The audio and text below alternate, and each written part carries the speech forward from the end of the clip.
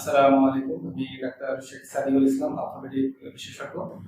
আমি এখন প্রতি শুক্রবার বিকাল ৩টা থেকে সন্ধ্যা ৭টা পর্যন্ত নিয়মিত রোগী দেখছি রিডা হসপিটাল, কালীগঞ্জ।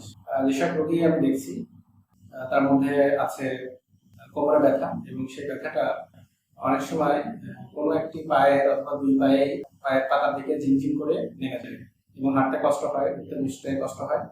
এ ধরনের যে রোগীরা আছেন, এবং কিছু রোগী আছেন যে বিশেষ করে বয়স্ক রোগী যারা বেশি সময় হাঁটতে পারেন না, কিছু সময় হাঁটার পরেই তার পাটা অবশ্যই আসে, ভারী ভারী লাগে, এবং কিছু দূর হাঁটলেই তাকে বসতে হয়।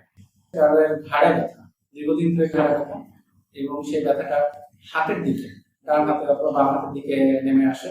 শরীরের বিভিন্ন অংশে যদি ফ্র্যাকচার হয়, যদি ভেঙে যায়, তাহলে সেটি সার্জারির প্রয়োজন হয়, অথবা কখনো কখনো প্লাস্টার দিয়েও সেগুলো চিকিৎসা করা যায়।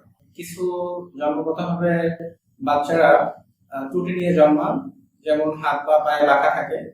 এই রোগীগুলা শুরুর দিকে প্লাস্টার অথবা ছোট সার্জারির মাধ্যমে চিকিৎসা করলে পরে তারা পরবর্তীতে সুস্থভাবে হাঁটতে পারে। লিগামেন্ট ইনজুরি হতে পারে যে কোনো জায়গার, যে কোনো জয়েন্টে। সেই জয়েন্টের সার্জারি আমরা এখন না কেটে বা অল্প ছিদ্র করে আমরা এই অপারেশনগুলো এখন হৃদয় হাসপাতালে নিয়মিত করছি। যারা নিয়মিতভাবে সেবা নিতে চান তারা প্রতি শুক্রবার দুপুরের পরে চলে আসুন হৃদয় হসপিটাল, কালীগঞ্জে। সবাইকে ধন্যবাদ।